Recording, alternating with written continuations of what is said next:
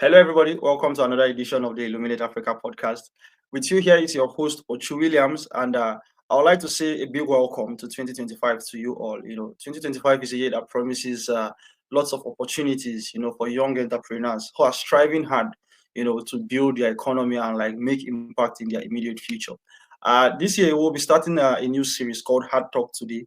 Hard Talk Today is a new series aimed at exposing or educating on highlighting uh, difficulties in sectors which are hindering our development. So we plan to dissect those sectors, talk about them, expose those challenges so that it's open and clear to everyone. And so those who are interested in building solutions in those industries are well informed and they know all the challenges and the nitty gritty on how to navigate those industries. So in the present century, which we are, or in our present day and marketplace, we don't have so many young people in the formal sector who are trying to like impact change. We mainly see lots of people in the informal sectors, but I was opportune to come across a young and intelligent and aspiring young man who has given a lot, or who is also still giving a lot and doing a lot, to impact the logistics sector in Nigeria, And although he's young, but his impact speaks for itself.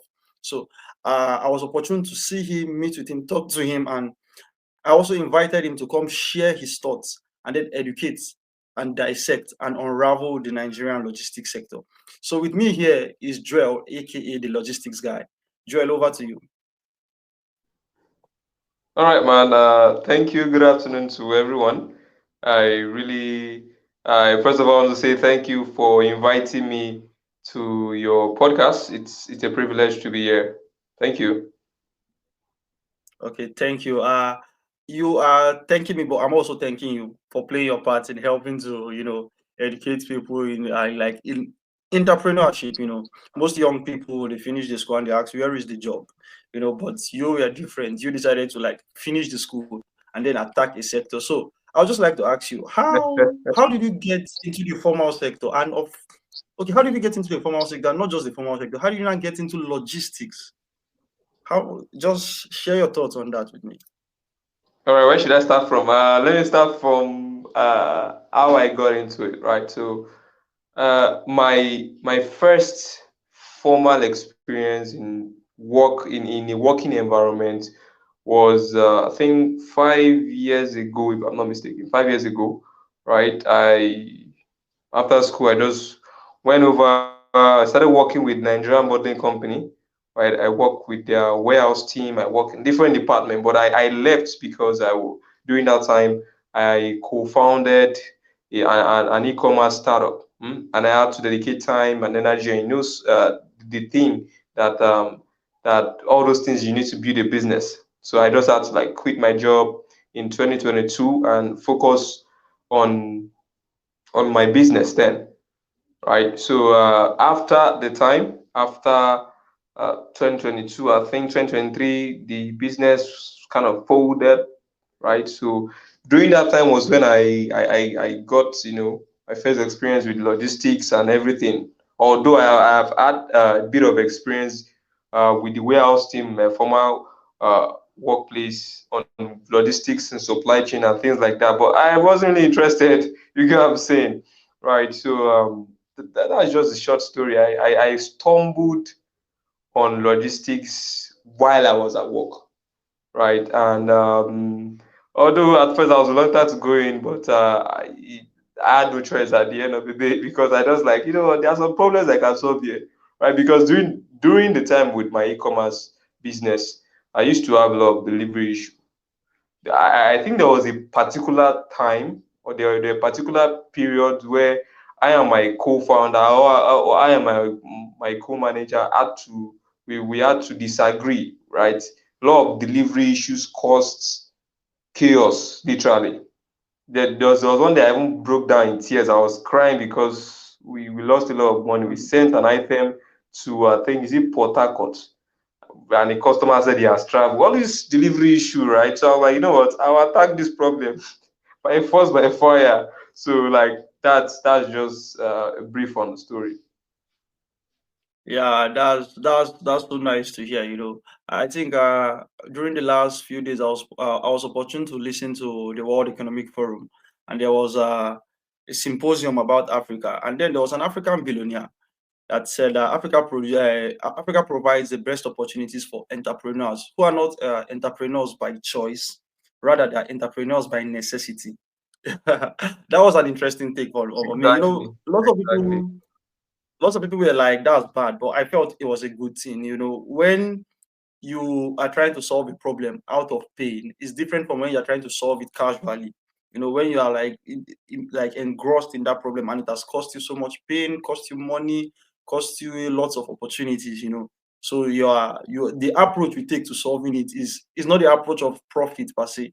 You take the approach of survival. It's either you do it or you don't do it, or your mental health degrades. And most people would like entrepreneurs are resilient people, so they won't want to lose. But that's good. I'm so happy that you also have that kind of background. So that gives me a perspective of who you are and the resilience you have. Imagine at this your age, like you've already founded a startup.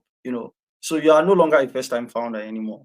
And most people always say Actually, the second time the no, second no. time founders, they are always better. Most of investors or venture capitalists, they'll say we prefer to stick with the second time founder because he has seen the first shege. The first shege is always an eye opener. Actually, I'm a top town fan already. Yeah, so Wow. What time? yeah.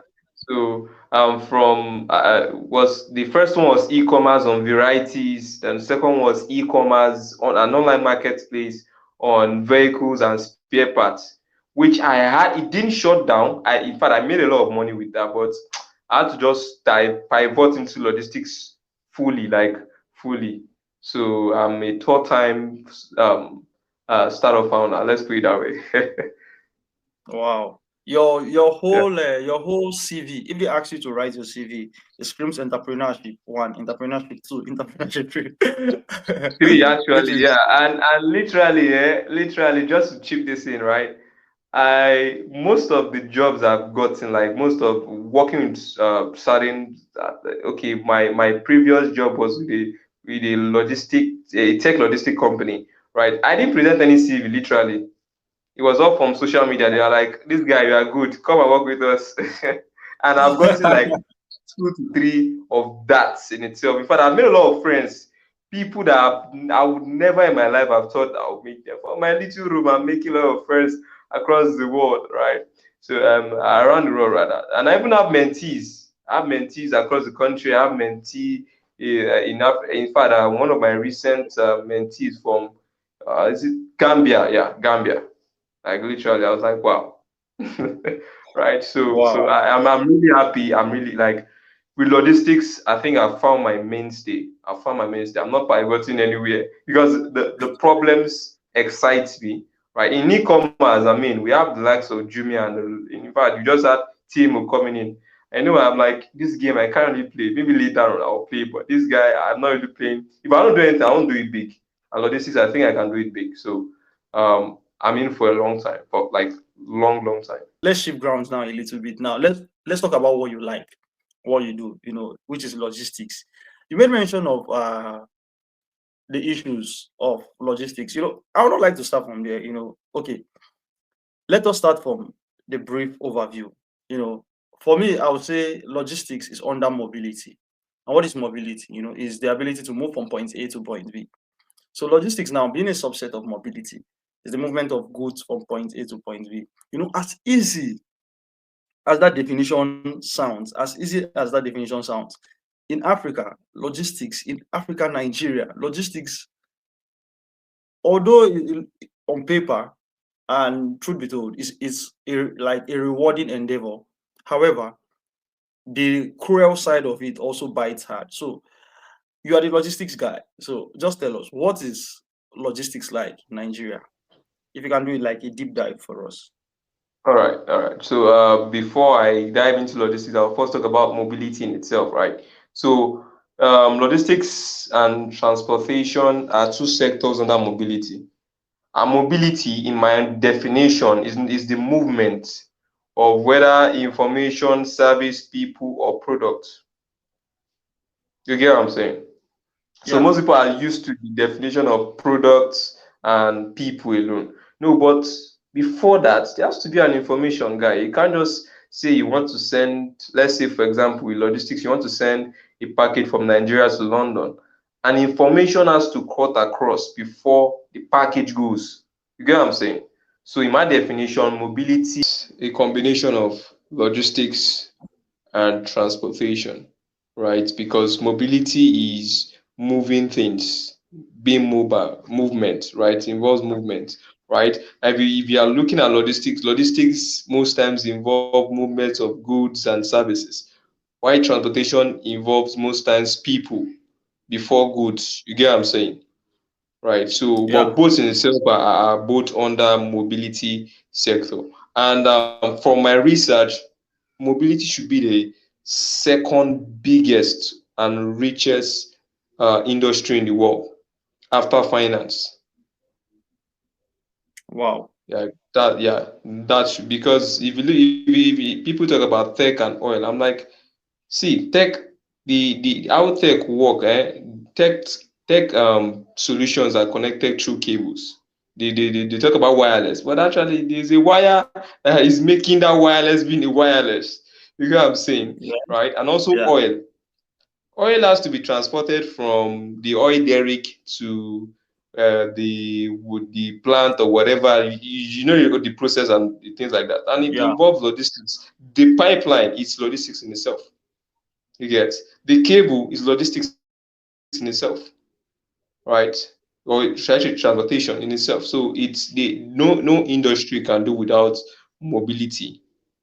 How about No communication? country.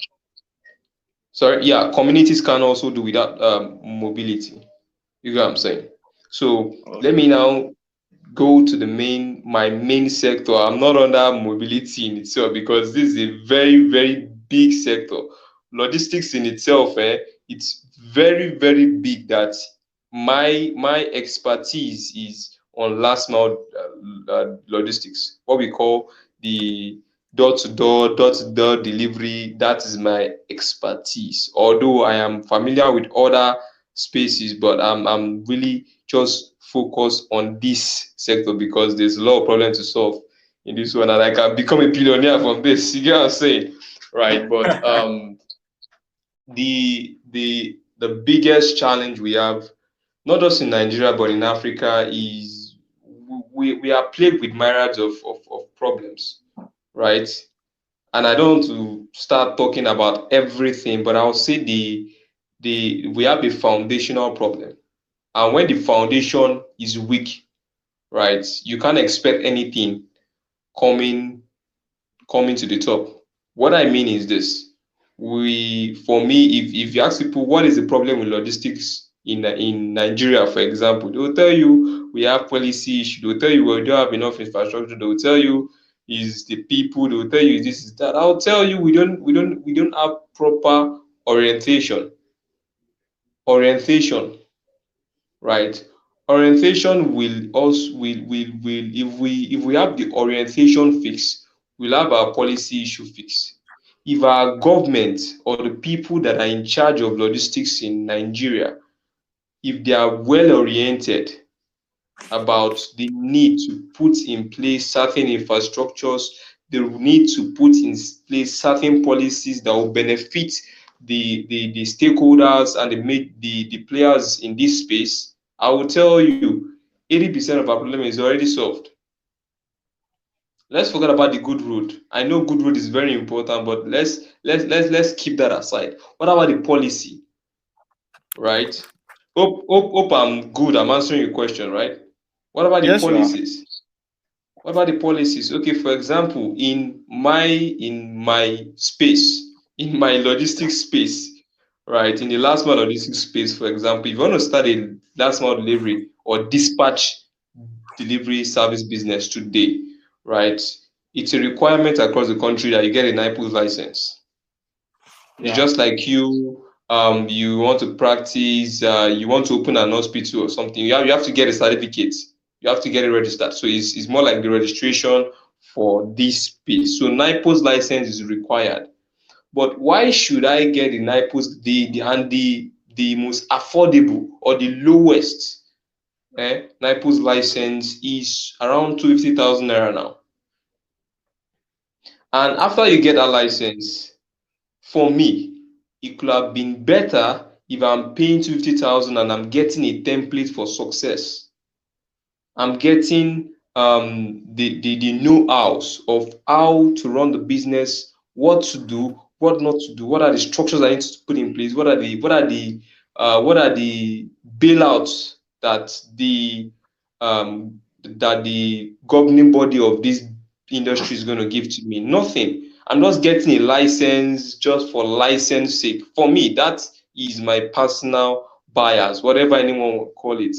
But we have a lot of people. See, the reason Nigerians are still complaining about the logistics service is because we, like I said, we have a foundational problem, and the foundation is what do you expect from everything else. The reason we still have customer service problems from now till whenever, right, is because we still have a foundational problem. Because as a governing body, you should not just be in charge of making putting out policies and providing license. There should be an orientation. How often does NIPOS, organize a town hall meeting for stakeholders in the industry? Right? There's no what should I call it? There's no collaboration. It's like and it's more like king in the palace while everyone else is just doing their thing. And that is not the way it's meant to be. It should be there should be a unifying what should I call it now? A unifying principle around how to run the business. But it's just one of the things that is lagging. And I tell you, because these problems I've mentioned cut across different sects of logistics or transportation in Nigeria, right? For example, look at those that are in the trucking, or should I call it haulage business. They have the same issue of infrastructure, of policy, and the rest, right? Look at our import activities, our import and export activities, especially to import activities. Imagine I want to import a car from wherever, from let's say Germany. I'm paying equivalent of the same price I bought that car for custom duty. You see, there's a problem there. So, like I said, the problem cuts across, see, just that small problem, it cuts across different sects of the industry. So, you have similar problem in knowledge, you have the similar problem in the import, you have similar problem in last mile, in every single sect of the industry. So we have an orientation problem. That is how I will sum it up. Okay, thank you for your take. That was a very deep cut truths analysis. But okay, there are some things you mentioned that I would just like to ask about. The licensing. 250,000. Okay, that I believe that's for the that's for the smallest. That's for like last mile delivery, door to door Yeah, couriers, the ones that. yeah, that is. Yeah. Sometimes the government agencies, when they make policies, sometimes they make them without due diligence. They make them without due Or consultation itself. Yeah, consultations with the they don't people. carry everyone along. They just make Yeah. policy that will most time But benefit them. I've seen them defend the policy, saying that they have to keep the bar, the threshold a little bit high, so that not anybody or no nonsense people can come into it.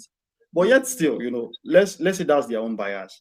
Yet still, the orientation problem. People just wake up and buy a bike and say, "I want to start logistics business." You understand? Without knowing the nitty gritty of the business, without knowing the sector. People think like logistics is just about I have a bike, you give me parcel, I go and drop off. Some people have no customer care, some people have no inventory management, they don't know how to track anything, they don't know how to even do customer support. Like, it's a whole lot. And then who suffers at the end of the day? When the entrepreneurs and the people who are starting these businesses don't know how to run these businesses, they don't have any like knowledge, which you said lack of orientation, which the government should at least have provided. maybe at least giving them guidelines or follow-up trainings or something. These people, they just come throughout those businesses there, and then all the challenges are here and there. Sure you get, and then we begin to see people suffer. At the end of the day, it's the people who are patronizing that your logistics business that are going to suffer. That will take the most hits, not the government. And it's not so good for us. I've seen lots of people just buy bike and begin to move the bike like that. Some people don't even know that they need to register, they need to obtain license. Some logistics personnel don't even know that they need to be properly dressed. Some of them ride about parcels at high speed, no helmets. Some of them wear slippers. The orientation problem is a lot, both on the sides of the people and both on the side of the government. But just as we said, our work here is to make Okay. sure that we can talk these things out, we can say these things out, let people be aware of them. Those who are called to action, the people getting into entrepreneurship, starting those businesses, please, can you run it as a business, not as a side hustle or as something that you just do anyhow? Because if you run it as a side hustle and you're not making your profits, you tend to push all the blame to the government. And then to the government, why make little logistic? Okay, if I ask, okay, you said 250K in Naira is the amount for the license. And how long does the license last? So once you get the license, you'll be required to pay a, should I say, a subscription every year. So every year you like you renew, like you pay a subscription to NIPOS. I've forgotten the amount now, or you pay a subscription certain amount to like renew your pledge, more like it, right? So you once you get the license, you just pay in year out, just renew your subscription to NIPOS. Okay, but you are not yet certain about the amount Yeah, I'm for not I forgot about that. Oh, okay. That will be yearly renewal to nine post, and then if there are also local government unions or state unions, I assume you also have to renew there also. So that is one of the things I said about the problem. Everything is just when they say jaga jaga, that's what I'll use here. Just jaga jaga, like I don't see. Okay, let me make you laugh. What if I tell you, as a logistic company in Lagos, I am required to get one paper, one local government paper. They call local government paper around here. Why should I be using a local government paper of Zamfara in Lagos? On the paper in itself, on the document in itself, you see Zamfara local government on the paper, but I'm in Lagos, chief. You get what I'm Why saying? is it like It's that? very, it's very, very common. So if you think I'm lying, I think you should just try it in your location. Just get a rider. Tell him to like show you. I don't think in Abuja you have much people. I think after Amak and some few other documents. But in Lagos, yeah, dude, we have don't worry, but we have a lot of funny documents. You hear local government people bypass. In fact, so I think 2 weeks ago, I went out with one of the companies I'm contracted with. We just went out for something, right? And I was in that vehicle, their delivery van.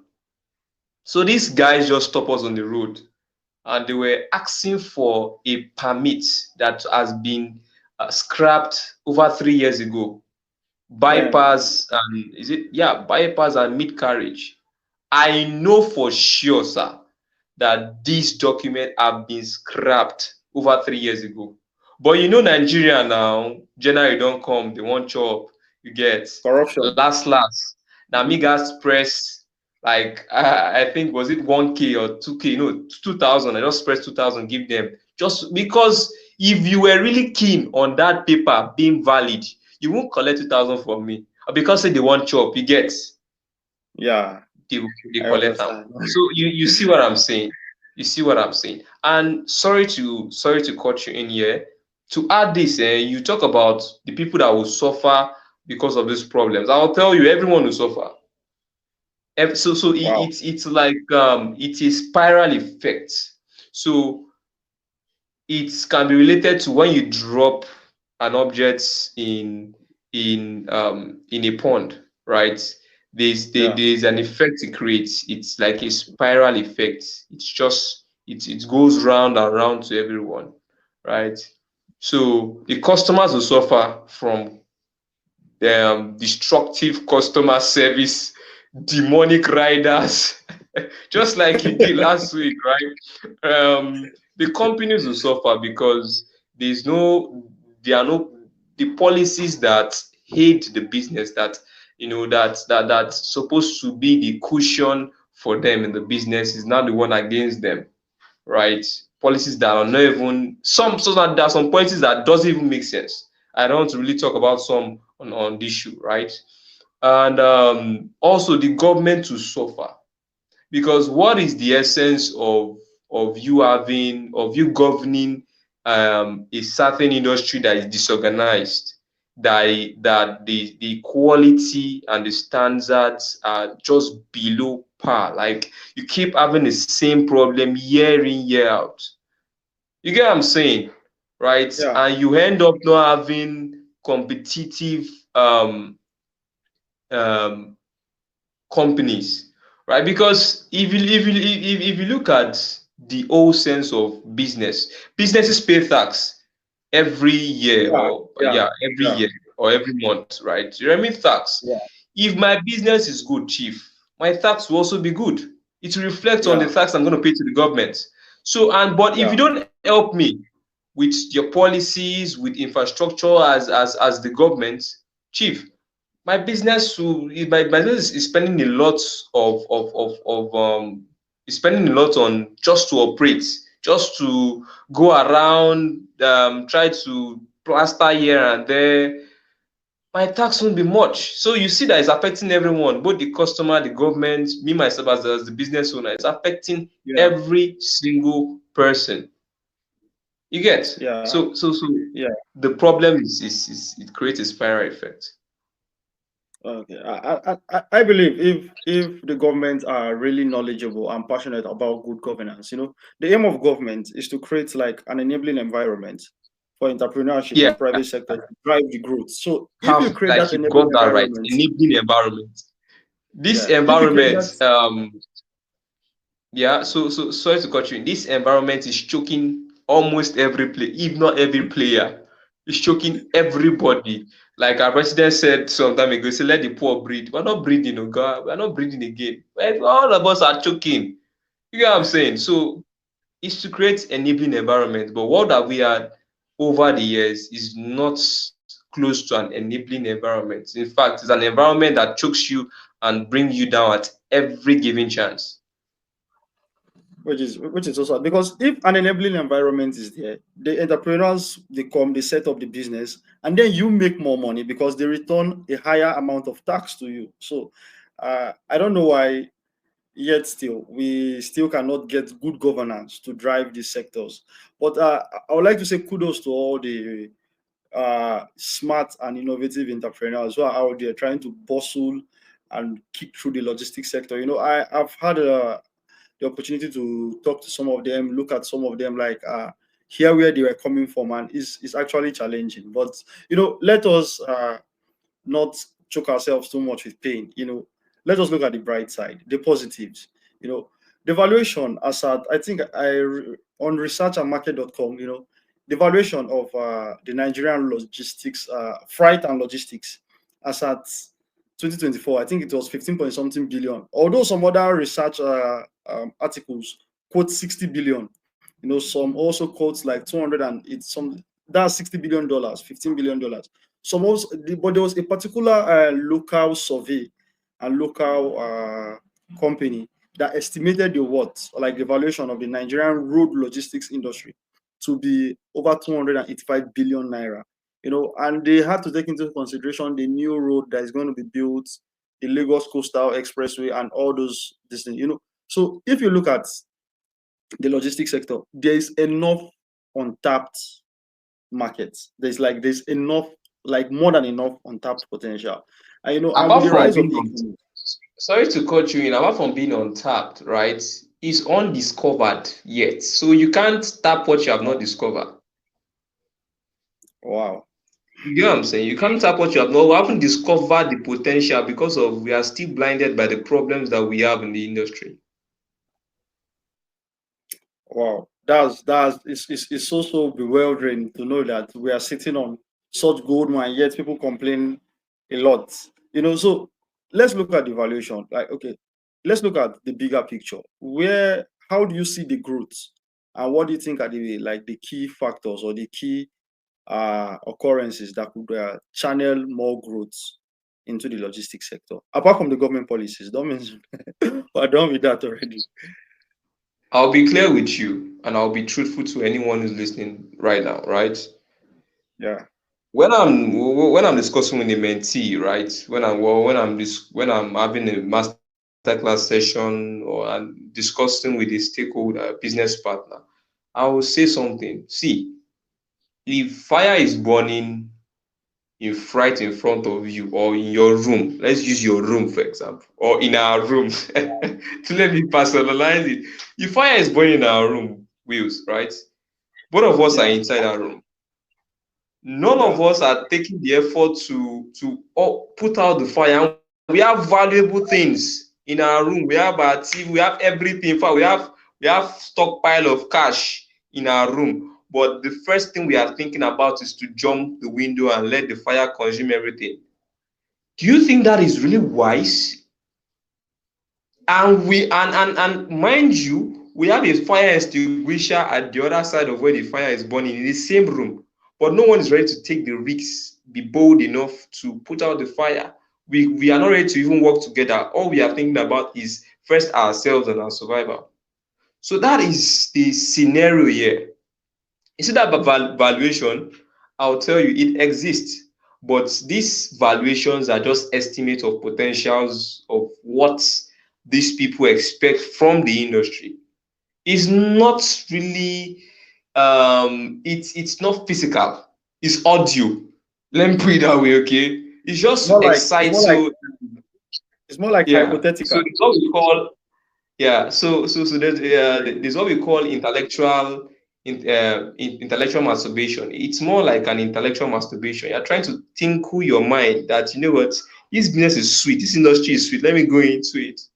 But people that have gone into any part of whether transportation or logistics, they will tell you for free. In fact, how many years am I in the industry that I've seen a lot of problems? People that have been in this industry for over 20, 10 years, they will tell you all these things. I tell you, the business is not just for anyone.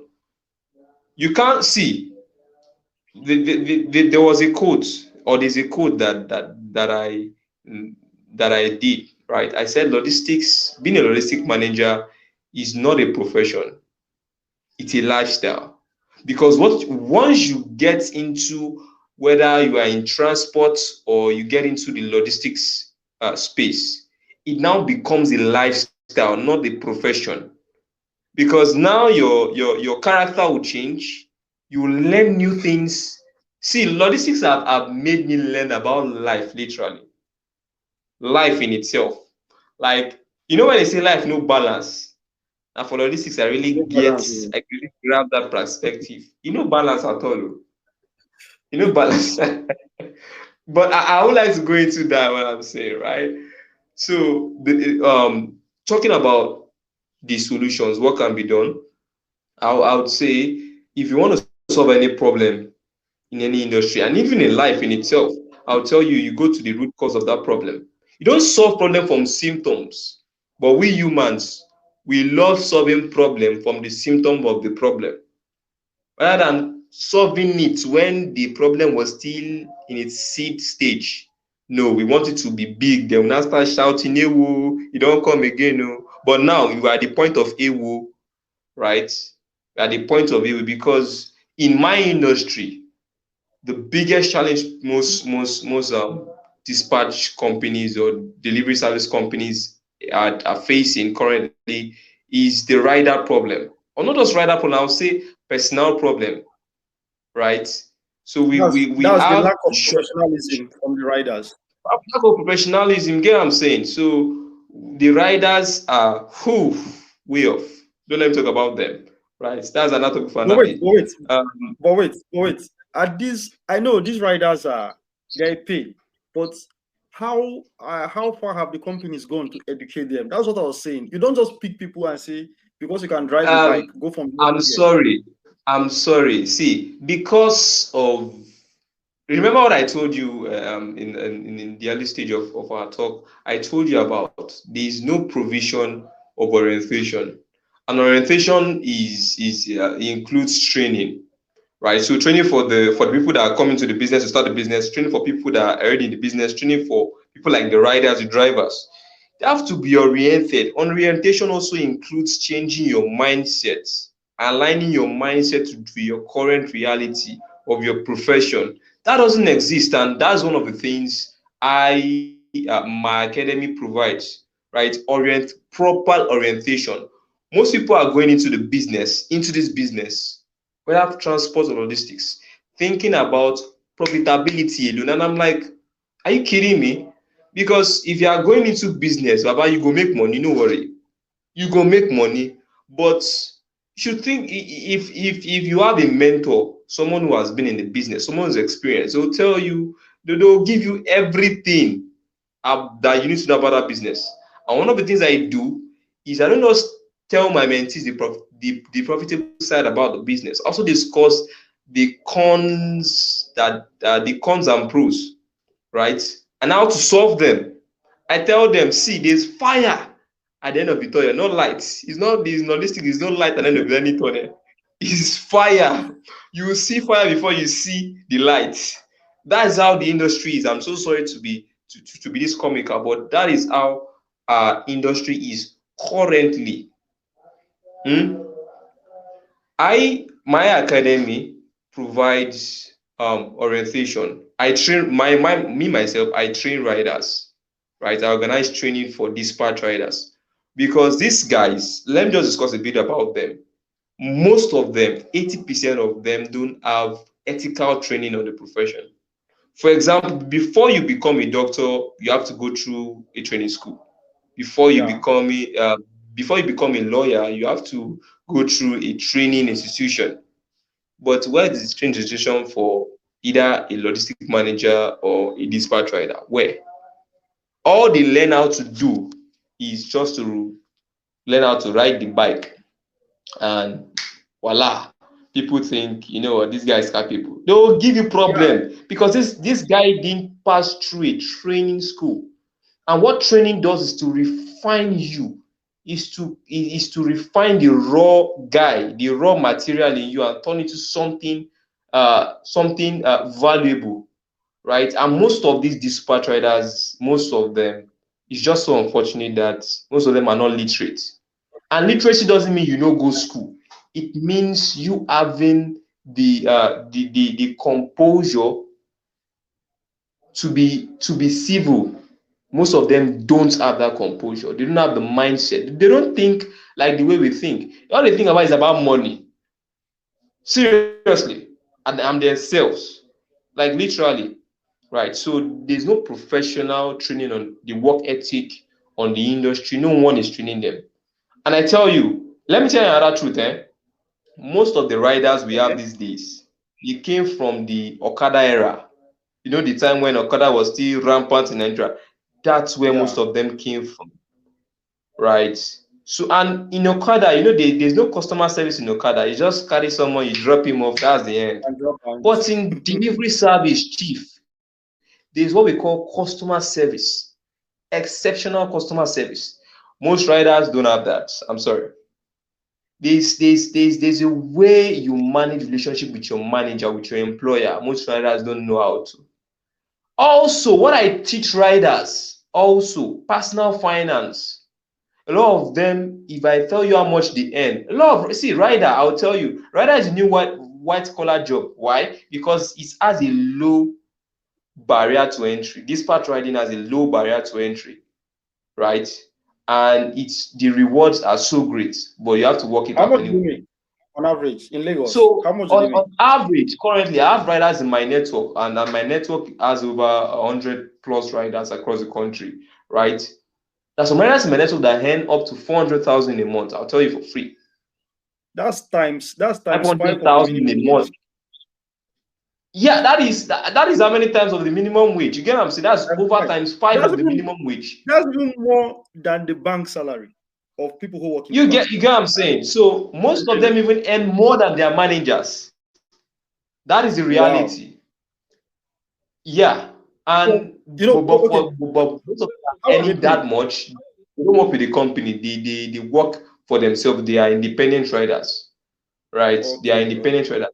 But I still have some companies that pay their riders up to 300,000 a month in Lagos here. I have a Wow. right, I have a company that, there are particular riders in their company that their take home is up to 400,000 because of the basic salary and the other add-ons and incentives, right? So the dispatch riding as a profession has a low barrier to entry. The rewards But are but great. but But oh wait, they'll say it's stressful. Like, okay, how many deliveries do they do per day, per average? so on average, in terms of expectation, a rider should do 10 to 15 in a day. Wow. Most of them, I have riders in my network that I can do 30. Those guys are, I don't know where they came from. I don't know the planet they came from. They can do 30 deliveries. But that is if the route planning and everything is properly, organized. Yeah. Yeah. So like I was saying, there is no proper orientation for both the managers because That's a good salary. I'll be very sentimental if I say riders are the biggest problem. No, we also have I've heard a lot of stories from riders on my network whereby it was even glaring that the managers were the main major problems because we have people that are starting a business that do not know jack about the business. So if you don't know how to do something, there is a higher chance that you do everything the wrong way. You take almost all your decisions will be the wrong, and there was no one to lecture them to mentor these people. That is why I said instead of become I wanted to become an engineer, right? That was I wanted to become an engineer or a footballer, but I was like, you know what, scrap this. This is a problem. This is another profession itself, and there's no one in Nigeria that I've seen that is mentoring people on how to start the business, how to scale, how to profitable, the know-hows of the business. And I said, you know what, I will do this. So literally, I'm the first well-known logistic business consultant in Nigeria. Like the vocal one. I don't know anyone else that is as vocal as I am. You get what I'm saying? I'm giving out the Yeah. value. Last year, I held my first logistic business conference. And mind you, last year was my first year full-time being a consultant. Full-time. But Wow. now I am more than a consultant. I'm a brand influencer. I'm a coach. I'm a logistic business coach. I am I'm also a part-time manager. I work with a lot of companies on contract, part-time managing and also consulting for their company. So these are just the things that I do to like, you know what, you guys do like this, do like this. This is how to do this, not how to do it. And I tell you, it's of great joy helping logistic businesses in Nigeria. Wow. That has been a lot. I still have other questions to ask, but unfortunately we're almost out of time. We're almost out of time. So I I I appeal to your vision. I like what you do. You saw the problem, you took it upon yourself, and you said the primary reason for this sector not being as developed as it should be is an orientation problem. So you took it upon yourself. Okay, since you cannot orientate the government and the policy regulators, okay, why not you go and impact value and impact a lot of education to the people and the entrepreneurs who want to start this business.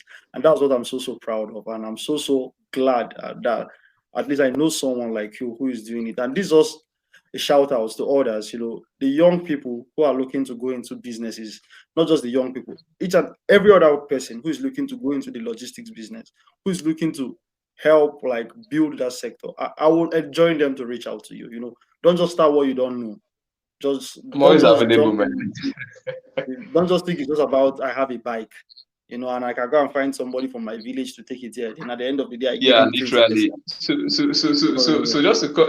just to tell you a story, there was a business partner, or there was someone I had of that bought over 30 bikes. A lady, she bought over 30 bikes. She thinks she has money, and she thinks she can conquer this logistics space with a fantasy idea, and she has a lot of money in the bank. But logistics will show you shege. Literally, within 6 months, I think she lost over 10 of those bikes. Riders stole the Wow. bikes, some riders, some of the bikes had accidents, and I think she was able to just the remaining 15 or the remaining 20 just went to she sold everything. So it's you can't see having bike or having your van or having your truck doesn't mean you succeed. You can have 30 million in this business, and in the next 6 months you're bankrupt. I'm sorry, it's the truth, it's the reality. Wow.